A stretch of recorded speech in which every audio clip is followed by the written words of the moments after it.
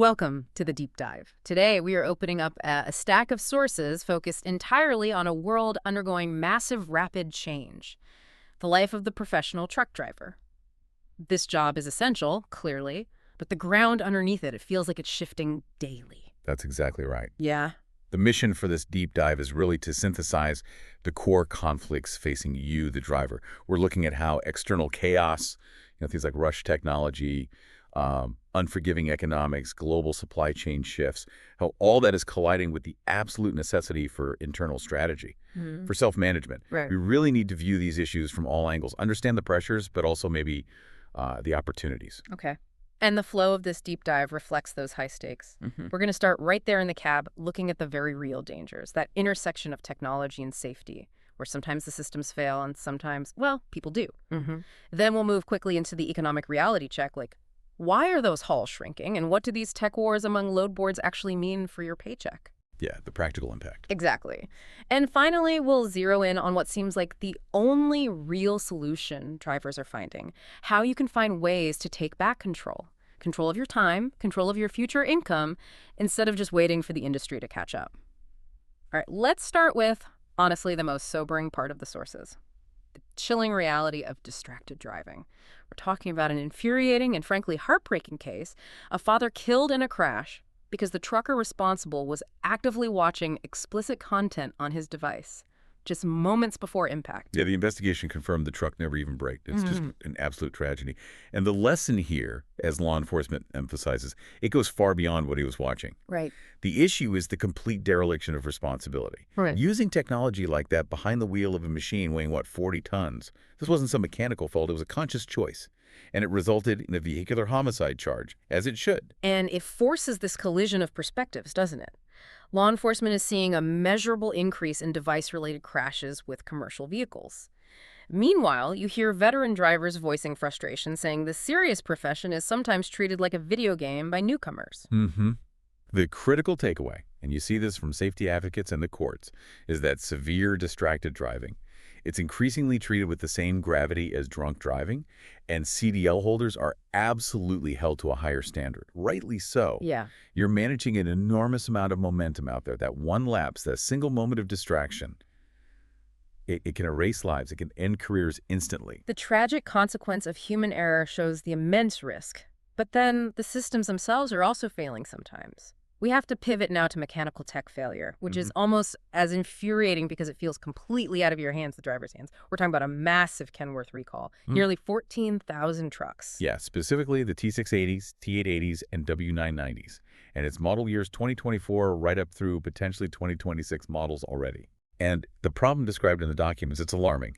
The digital instrument panel, it might just fail to initialize when you start the truck. Meaning You turn the key on your expensive brand new truck, and the whole dash speedometer, RPMs, your vital warning lights, just stays black, unresponsive. That's a safety nightmare. Right. If you don't know your speed, you're risking tickets, obviously, but also accidents. Yep. And if you don't see warnings, like you could be running out of the AF, diesel exhaust fluid. Exactly. Yeah. Which means you're pulled over, dead in the water, basically waiting for a tow. And that failure, it leads directly to a massive headache, right? The CSA violation. Directly.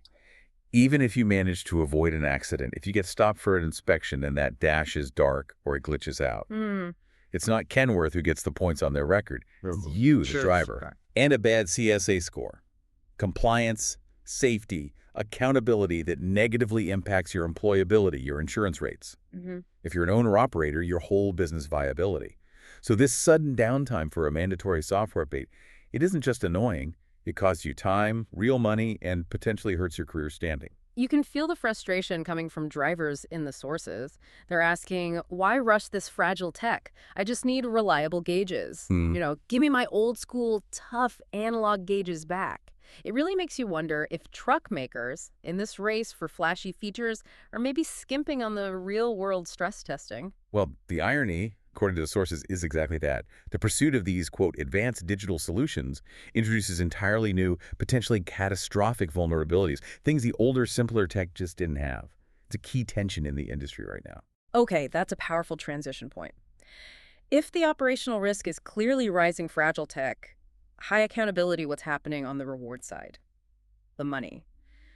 Let's unpack the economics because our sources show a pretty fundamental, maybe permanent shift in how freight actually moves. Yeah, we absolutely have to look at the shrinking length of haul, the average distance for a truckload. It's visibly shortening across the country in 2025.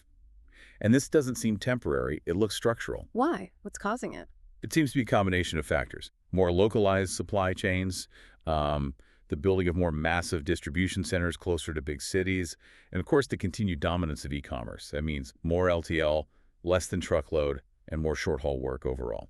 And this structural shift, it hits the driver's wallet hard, doesn't it? If you're paid per mile, shorter hauls just mean lower total pay, period. Lower pay, yeah. But compound that with increased fatigue, both physical and mental. Short hauls often mean more time stuck in traffic, more stops for loading and unloading, tighter turnarounds, usually in really crowded urban areas. Right, more hassle. Exactly. And this is a critical point. Many carriers haven't really addressed adequately yet. They haven't adjusted those per-mile rates up enough to compensate for the higher effort, the higher stress involved in working these congested hubs. So you, the driver, are doing more work, more physical stuff, more paperwork, more dealing with stressed out dock workers, often for less overall reward per day or per week. It sounds like what some call the Amazonification of trucking. That's a good way to put it. Maximum efficiency, maybe, for the shipper, Yeah. but maximum hustle for the person actually behind the wheel. And speaking of hustle, or maybe lack thereof, we need to talk detention pay. The sources really highlight this, that frustration drivers feel, about maybe getting a nice resolution from Congress, but no real change. A lot of it centers on detention. Oh, absolutely. When you're stuck waiting 4, 5, 6 hours at a dock just to get loaded or unloaded, Yeah. that's time you were legally prevented from earning money somewhere else. And often you're not compensated fairly for it, or at all. And this shrinking haul situation, it just makes that worse, right? More stops equals more chances to get stuck waiting. Precisely. Detention time for an owner-operator isn't just annoying, it's a direct, tangible loss. It can add up to thousands of dollars a year. It really feels like, theft of your time. And it highlights this disconnect. The industry demands absolute professionalism and adherence to rules, but often refuses to pay for the time that professionalism requires. Okay, so moving on to the tech that promises to fix some of these economic headaches, or at least streamline things. We saw the load board wars heat up recently with Highway acquiring Newtrul. Right. Newtrul was often called the kayak.com of freight because it pulled loads from lots of different systems into one place. And Highway, their focus has been specifically on carrier identity and fighting fraud. So the idea is to combine those. Exactly. Yeah. The critical thing here, the stated purpose of the combined company, is to really attack the scourge of identity fraud and double brokering. For anyone listening who hasn't run into it, double brokery is basically where some truster takes a load they contracted, then illegally passes it off to another carrier, often vanishing with the payment. Leaving the driver who actually did the work high and dry. Completely unpaid. Yeah. And stuck dealing with the mess. It has cost legitimate carriers and drivers millions in stolen revenue and wasted time trying to sort it out. So the proposed benefit here is pretty compelling. Smarter load boards, verified carriers, Highway acting as a kind of TSA for freight carriers, maybe an end to ghost loads, and faster, more automated booking. It promises to kill the endless phone tag and inject some much-needed security. It does sound good on paper.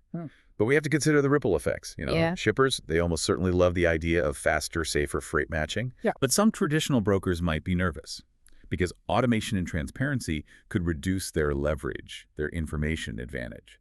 And maybe predictably, some drivers are skeptical too. They're asking, okay, more tech is good for fighting fraud, but does it just mean more micromanagement, more digital surveillance in the long run? That's a fair question. It feels like a necessary trade-off, perhaps, to stop the massive fraud problem. But it probably doesn't come without a new layer of oversight. Okay, so we've covered the grind, the rising risks, the big shifts in the marketplace. Where does respect actually fit into this picture? Our sources show this really powerful and often frustrating contrast between symbolic appreciation on one hand and tangible, real investment in drivers on the other. Let's start with the symbolic stuff. Congress recently passed a resolution. It officially recognizes the essential role of America's truck drivers, all 3.5 million plus of you. Industry groups like the ATA, they championed this. Called it a vital moment to help shift public perception, especially after drivers kept things moving through the pandemic and all sorts of crises. And that recognition is welcome, isn't it? Especially in a job where, let's be honest, disrespect at docks or poor treatment at truck stops can be a real endemic problem. But isn't this where the skepticism kicks in hard? It absolutely is. The nuance here, as the source material points out very clearly, is that this resolution, it's not law. Yeah. There are no fines, no new regulations attached. It's entirely symbolic. So the overwhelming reaction you saw from the owner-operated community, from many company drivers too, wasn't really gratitude. It was more like, okay, that's nice. Now let's talk about the real stuff. The demand was for policy follow-through, address the real pain points, things like mandated detention pay, and solving the critical, dangerous lack of safe truck parking. And we need to pause there and just emphasize why parking is so crucial. It sounds basic, but it's fundamental. A driver's hours are legally restricted by hours of service rules. If you can't find a safe, legal place to park when your clock runs out, what are your options? Your options are terrible. You either risk a massive fine and a violation by parking illegally somewhere unsafe, like a highway ramp, or you're forced to drive fatigued, pushing past your limits, just trying to find any available legal space, which might be miles and miles away. This constant struggle for just basic, essential infrastructure feels like a tangible sign of disrespect, doesn't it? That's the core of it. Drivers consistently prioritize tangible issues. Things like guaranteed payment for all their time, essential infrastructure like parking. They prioritize that over resolutions on paper. The true measure of respect isn't a proclamation, it's policy changes that actually make the job safer and more profitable. Okay, so contrast that symbolic resolution with a story of real strategic investment we saw in the sources. There's a trucking company down in the Rio Grande Valley offering free English classes to its drivers. Yes. Now this is what true, impactful workforce development looks like. We know that, over 18% of commercial drivers in the U.S. are foreign-born. And many, understandably, might struggle with the nuances of complex regulations, logging requirements, or even just clearly communicating delays or issues over the phone or radio. So what did this company do? They hired certified ESL instructors, English as a second language teachers. And crucially, they tailored the curriculum specifically to trucking.